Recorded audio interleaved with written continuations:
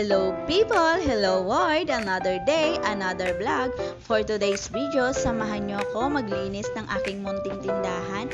Pagkagising ko nga sa umaga, ito talagang una kong pinupuntahan para buksan at linisan itong munting tindahan. Everyday routine ko na talaga itong paglilinis. Gusto ko kasi laging malinis ang buong paligid ng tindahan ko para naman maliwalas tignan at maraming blessing ang pumasok. Pinunasan ko na nga dyan ang mesa at lagayan ko ng paninda kasi sobrang alikabok na.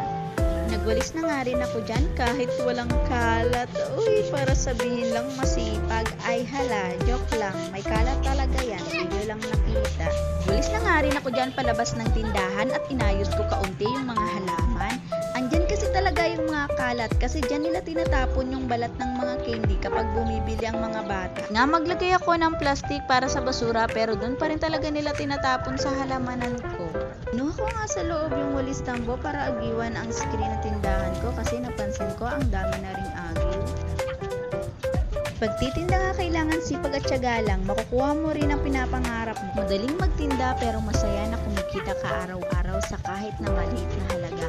Bawal tayong mapagod kung ang kapalit ng pagod ay magandang kinabukasan. Wala akong karapatang mapagod araw-araw.